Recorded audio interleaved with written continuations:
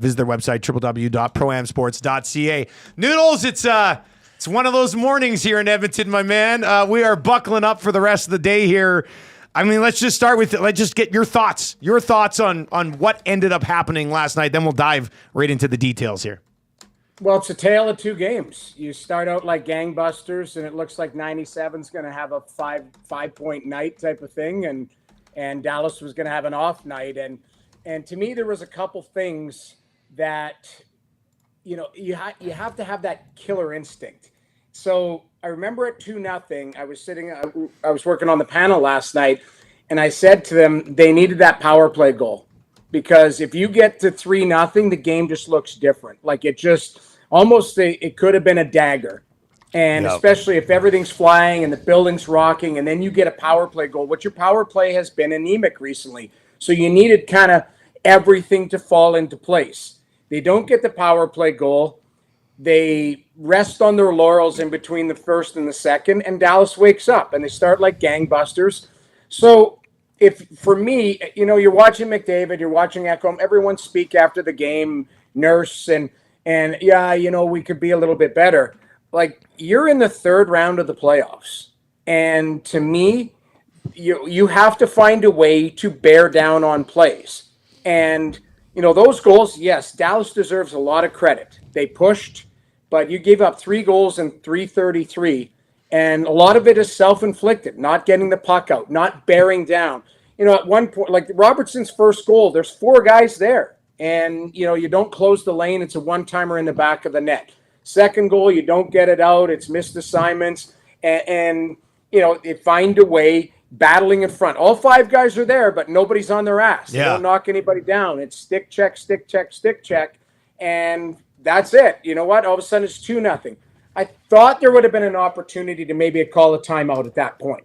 I don't get critical of coaches ever when on timeouts, but if you still have it at the end of the night and you lose, somewhere along the line you may have been able to use it. So at 2-0, I thought you could have called a timeout and said, "Wait the hell up here. Let's go." You could tell they were under fire, right? It's not like it was. They were. Yeah, like that's the key. Yeah. And then you know what? They don't. So be it.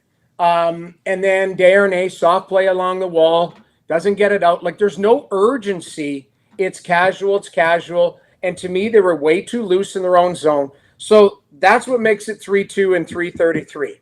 And you know what? Good on Connor Brown. I thought Connor Brown has looked really good lately. He makes a great play to Henrique. So they tie it at the end of the second and say, you know what? We got out of that period. We win one period on home ice, and we can take a 2-1 lead in this series. And to me, I thought that third period was methodical. But you can't, again, broken stick play, soft coverage, CC kind of pinching up on that play a little bit, or was it Darnell? And Nurse plays the back door, but you can't allow that goal. I watched Stuart Skinner's media last night. I thought he owned it. Said, listen, you can't give up 4 goals in the playoffs, regardless of how it happened. I need to be better on that 4th goal. Give Jason Robertson credit. It was a sneaky play. It was a smart play. It was the right play. But that's an opportunity missed. And there were too many, again, plays last night were too soft, not enough urgency, where, I feel this Oilers team puts themselves in a spot where they have to scratch and claw. That's when they wake up and get going. The problem is now, Ottinger might stand on his head tomorrow night. Right, he might just take one. Yeah, good point. So I thought coming into this series, guys, that McDavid was going to win them a game and their power play was going to win them a game. And Stuart Skinner had to win them a game in this series to give themselves a chance. So I don't know. Have we seen any of that? I thought Skinner was really good in game 1. Even in game 2, I thought I didn't have a problem with this game. But, Skinner's got to be better than the guy at the other end, because the guy at the other end's making saves. And so there's lots to unpack here, but I know there's lots of scapegoats. I saw online, I read Edmonton Twitter. It's Nurse, it's CC, it's Skinner. But, I mean, to me, there's more guys that are culpable, but certainly those guys are front and center on the firing lines right now.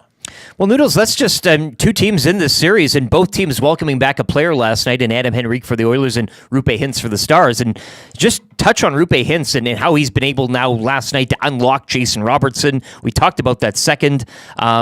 This seems like, it was a game changer in having him back.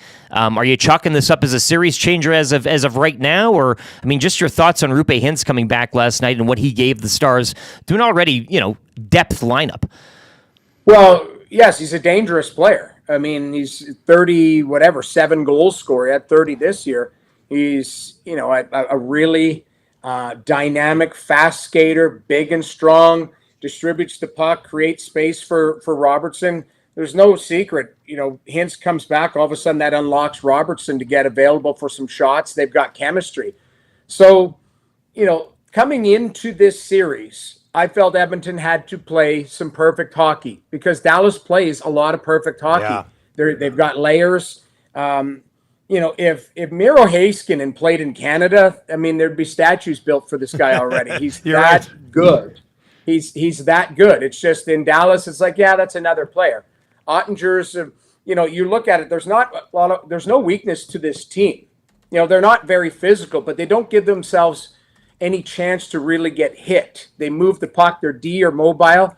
I thought in game one, Dallas's D looked slow, and Edmonton was able to get on top of them and lean into them, especially that second pair, Lindell and Tanev.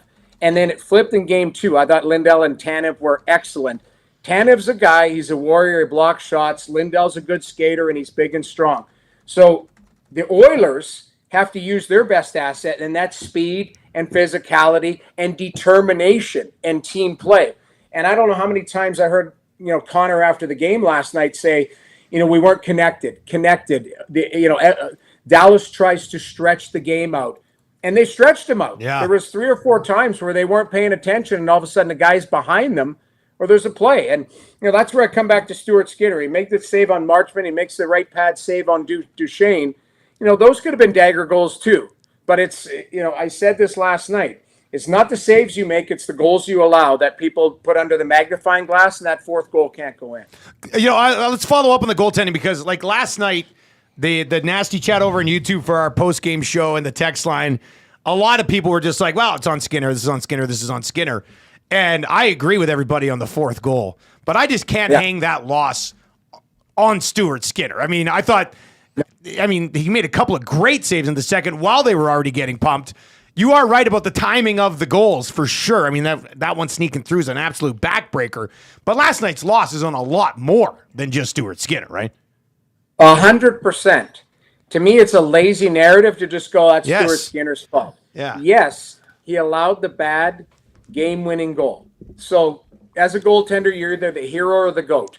I'm not saying that he doesn't have a hand in the loss last night. But there was a handful of guys, maybe more, that you could go, that guy was not good tonight. That guy was not good. That was a soft play. That was a lazy play. That was a casual play.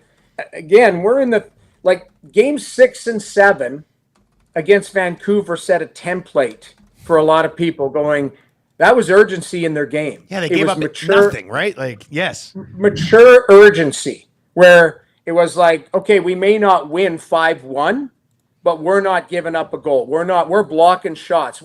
If you look at game 2 in Dallas, the block shots were 22-9. Dallas knew how important not going down 2-0 in that series was, and they came to play. Last night I looked at it. Now Dallas is 6-1 on the road in the playoffs. They've gone into Vegas and won. They've gone into Colorado and won, and now they've gone into Edmonton and won. So their formula is, hey, we're going to block shots.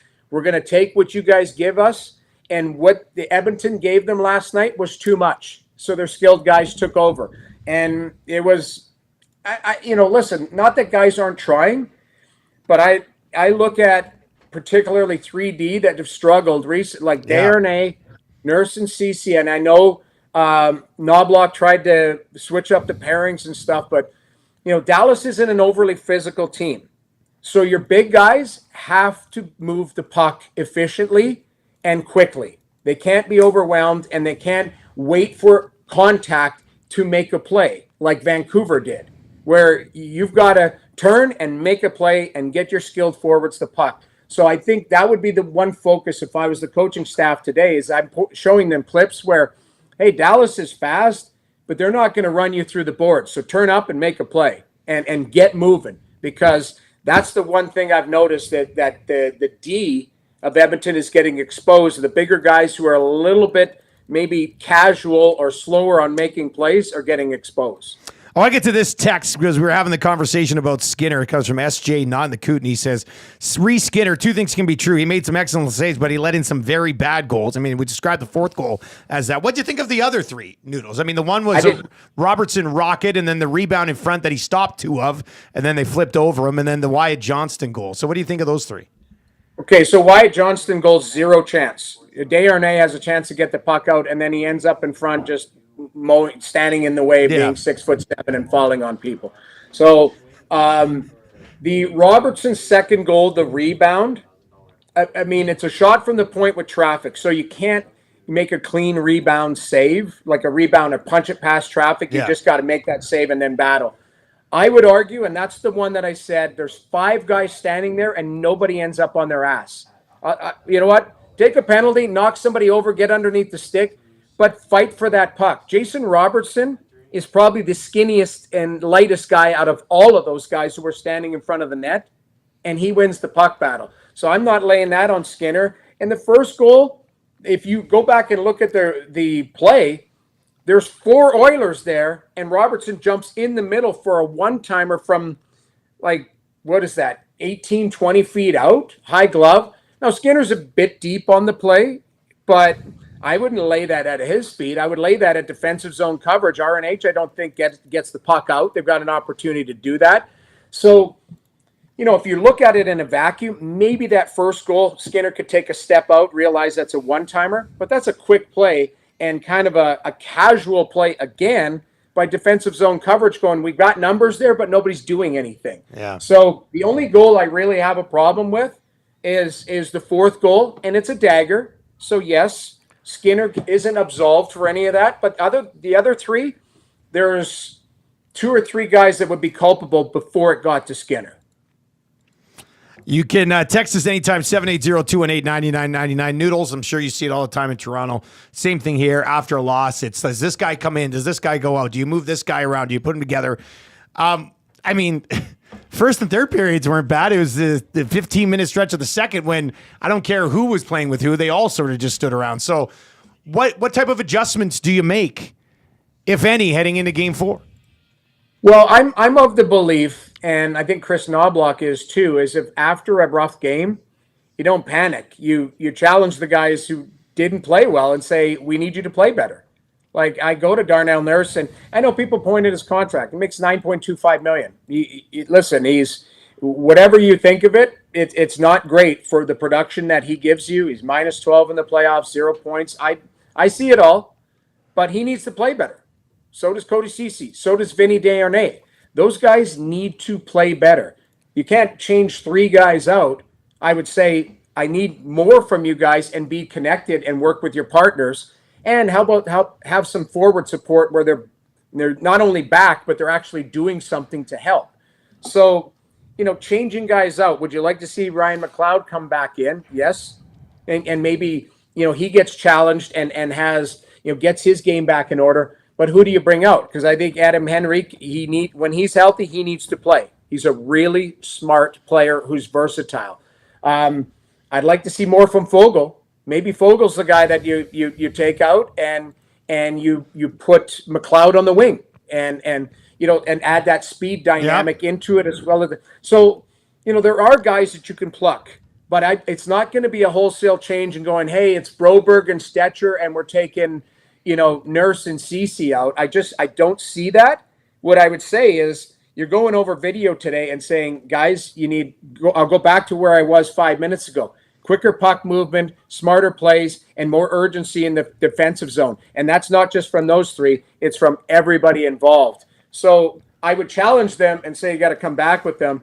And then if you know, all hell breaks loose, if they go down 3-1 in the series, now you start to adjust. But I would give them an opportunity to have some redemption for some of their blunders last night. Excellent chat, Noodles. We'll see what we're discussing next week, man. It should be an interesting time here. It's going to be a good day in Edmonton from a content perspective. People are fired up. I know. I don't know if you guys are phone line people, but you could sit there for 8 hours and just let a guy who's had 38 heroin beer go at it and just, Ron from Sherwood Park is going to go nuts, or Rick from Leduc. Honestly, you can see the passion, and you can make an argument for every game that the Oilers, especially even in that Vancouver series, where it's like, if you just did this, you would have won that game. Yeah. And to me, you're sitting there last night at 2-0 going, this can be a 6-1 game if they score a critical goal here, a power play goal, if they keep their foot on the gas. But you got to keep in mind, you're in the third round of the playoffs, and Dallas is a pretty damn good team too. And they, coming in, they were actually favored. Yeah, slightly, no foot off the gas moments here. 100%. I would agree with that. Exactly. We'll chat next week, Jamie. Thanks a lot, man. Thanks for having me, guys. There you go. That is Jamie McLennan.